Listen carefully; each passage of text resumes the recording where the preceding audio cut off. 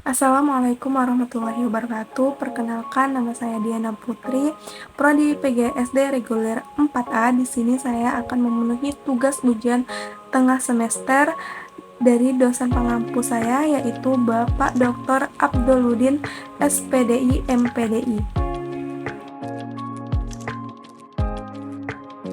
Model pembelajaran merupakan contoh pola atau struktur pembelajaran siswa yang didesain, diterapkan, dan dievaluasi secara sistematis dalam rangka mencapai tujuan pembelajaran, serta suatu contoh bentuk pembelajaran yang tergambar dari awal sampai akhir yang disajikan secara khas oleh guru di kelas. Jadi, dalam model pembelajaran ini terdapat strategi pencapaian kompetensi siswa dengan pendekatan, metode, dan teknik pembelajaran. Sedangkan pengertian metode pembelajaran yaitu cara kerja sistematis yang mempermudah pelaksanaan pembelajaran berupa implementasi spesifik, langkah-langkah konkret agar terjadi proses pembelajaran yang efektif, mencapai suatu tujuan tertentu seperti perubahan positif pada peserta didik. Adapun perbedaan model dan metode pembelajaran, yakni metode pembelajaran adalah metode pembelajaran yang telah memiliki langkah konkret untuk melaksanakannya, sedangkan model pembelajaran hanya gambaran umum atau kerangka-kerangkanya saja. Artinya, guru harus membuat langkah-langkah atau sintaks sendiri. Adapun pengertian metode pembelajaran menurut para ahli, yang pertama, Wina Sanjaya. Menurut Wina Sanjaya, metode pembelajaran adalah cara yang digunakan untuk mengimplementasikan rencana yang sudah disusun dalam kegiatan nyata agar tujuan yang telah disusun tercapai secara optimal. Yang kedua, ada Abdurrahman Ginting. Menurut Abdurrahman Ginting, metode pembelajaran dapat diartikan cara atau pola yang khas dalam manfaatkan berbagai prinsip dasar pendidikan serta berbagai teknik dan sumber lainnya agar terjadi proses pembelajaran pada diri peserta didik. Yang ketiga ada Abu Ahmadi dan Joko Tri Prasetya, yang dimana menurut Abu Ahmadi dan Joko Prasetya, metode pembelajaran adalah teknik yang dikuasai pendidik atau guru untuk menyajikan pelajaran kepada peserta didik di kelas, baik secara individu maupun kelompok, agar materi pembelajaran dapat diserap, dipahami, dan dimanfaatkan oleh peserta didik dengan baik. Sistem sosial merupakan gambaran tentang peran maupun hubungan guru dan siswa, serta norma yang dibangun dalam model pembelajaran. Guru bertindak aktif dalam pengendalian pembelajaran, namun ada masanya guru dan siswa harus seimbang. Kemudian, guru merefleksikan kegiatan siswa dalam pembelajaran. Adapun contoh dalam sistem sosial ini misalnya seperti masyarakat pada di sekitar kita, atau seperti pada sistem yang ada di suatu universitas atau sekolah, lalu bisa dalam masyarakat seperti adanya kecamatan, kelurahan, rukun warga, dan rukun tetangga. Peran guru dalam model pembelajaran yakni memiliki tugas untuk mendorong, membimbing, dan memberi fasilitas belajar bagi siswa untuk mencapai tujuan, dan guru memiliki tanggung jawab dalam pembelajaran dari mulai melaksanakan pembelajaran, merencanakan pembelajaran, hingga melakukan evaluasi pembelajaran yang telah dilakukan. Dan guru harus bisa menguasai model pembelajaran, karena seorang guru apabila ia mampu menerapkan beberapa kemampuan dalam menerapkan model-model pembelajaran di atas dalam proses pembelajaran, maka ia akan menarik perhatian siswanya dalam proses pembelajaran, sehingga proses pembelajaran bisa berjalan dengan efektif dan efisien.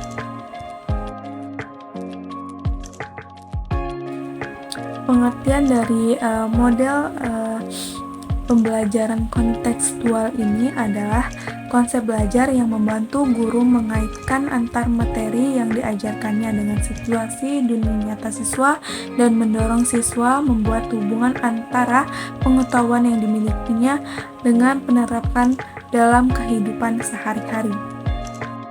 Adapun langkah-langkah atau sintaks dari model pembelajaran kontekstual ini, yang pertama ada modeling, yang dimana guru harus menanamkan pola pikir kepada para peserta didik untuk lebih memahami pelajaran yang disampaikan dengan belajar, menemukan ilmu sampai mengonstruksikan gagasan secara mandiri.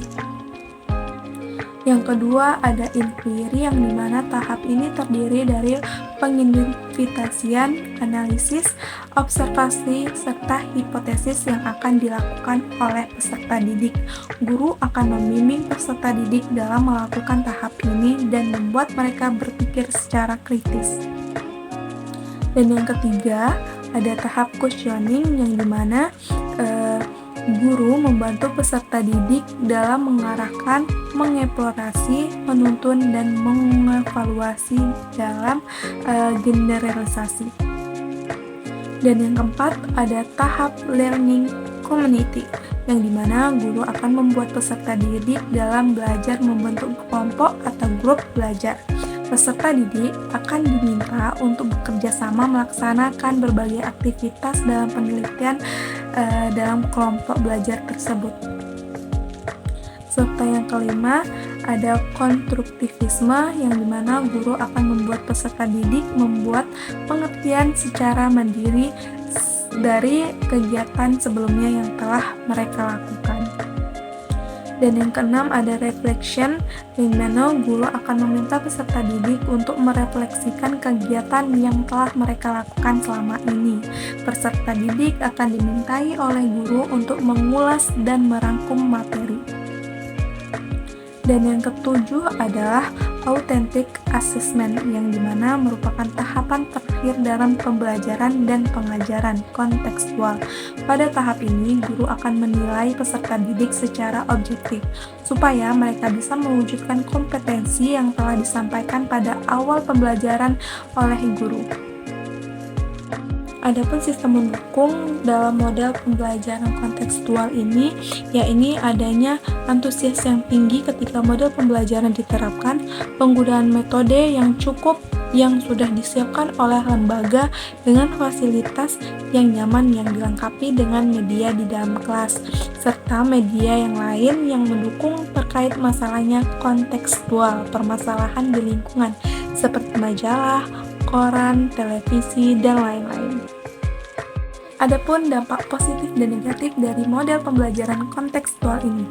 Dampak positif dari pembelajaran kontekstual ini adalah peserta didik akan merasakan bahwa pembelajaran menjadi miliknya sendiri, karena peserta didik diberikan kesempatan yang luas untuk berpartisipasi, serta peserta didik memiliki motivasi yang kuat untuk mengikuti kegiatan pembelajaran. Dan dampak negatifnya atau dampak kelemahannya dari model pembelajaran kontekstual ini adalah peserta didik membutuhkan waktu yang relatif lebih lama dari waktu pembelajaran yang telah ditetapkan sebelumnya, dan aktivitas pembelajaran cenderung akan didominasi oleh peserta didik yang biasa atau senang berbicara, sehingga peserta didik lainnya lebih banyak mengikuti jalan pikiran peserta didik yang senang berbicara, serta guru di sini lebih monoton dan tidak banyak bertanya jawab kepada peserta didik. Selanjutnya model pembelajaran DAT atau model pembelajaran debat analisis temuan. Debat analisis temuan adalah model konseptual yang melukiskan prosedur sistematis, menekankan pada kemampuan berkomunikasi, berpikir kritis, menganalisis secara mendalam, dan menemukan ilmu-ilmu baru, serta memiliki fungsi sebagai pedoman bagi para perancang model pembelajaran. Adapun langkah-langkah dari debat analisis temuan ini, yaitu ada debat dan isi komponen dari debat ini. Yang pertama, menyusun pernyataan isu kontroversial. Yang kedua, membentuk kelompok pro dan kontra. Dan yang ketiga, membuat kelompok pro dan kontra. Dan yang keempat, ada setiap kelompok menyusun argumen yang dipegangnya. Yang kelima, setiap kelompok memiliki juru bicara. Yang keenam, posisikan siswa yang lain di belakang tim debat. Yang ketujuh, juru bicara dari pihak pro dan kontra dalam posisi berhadapan. Dan yang kedelapan, memulai berdebat dengan argumen masing-masing. 9. Setiap kelompok menyusun strategi untuk mengomentari argumen pembuka dari pihak lawan. Dan yang 10, juru bicara memberikan argumen kontra. Dan yang kedua, Jintak yang kedua ada analisis, dan komponen dari analisis ini yang pertama memahami rumusan masalah, yang kedua membangun konsep teoritis dari konsep realitas, yang ketiga mengidentifikasi pendukung yang mempengaruhi, yang keempat mengembangkan pertanyaan untuk pembangunan konsep, dan yang kelima mengumpulkan data dan informasi yang berhubungan dengan materi pembelajaran, dan yang ketujuh pengujian kebenaran, serta yang kedelapan mengidentifikasikan kesalahan dan kebenaran, dan yang terakhir penafsiran mendalam. Adapun sistem pendukung dari model pembelajaran debat analisis temuan ini yaitu yang pertama teori behaviorisme, dan kedua teori konstruktivisme, serta yang ketiga teori kognitivisme. Adapun dampak positif dari pembelajaran DAT ini adalah melatih keterampilan dan sikap sosial siswa seperti menggalang kerjasama kelompok, sharing, tanggung jawab kepemimpinan, kemampuan mendistribusikan tugas, keberanian dan kemampuan komunikasi secara oral dalam presentasi, memecahkan konflik kepentingan anggota, keberanian dan kemampuan belajar komunikasi secara intensif, kemampuan mempertahankan pendapat, kemampuan mempengaruhi pikiran dan keyakinan orang lain. Baiklah, sekian dari jawaban dan pendapat saya terkait soal-soal yang telah diberikan. Saya akhiri, wassalamualaikum warahmatullahi wabarakatuh. Sekian dan terima kasih.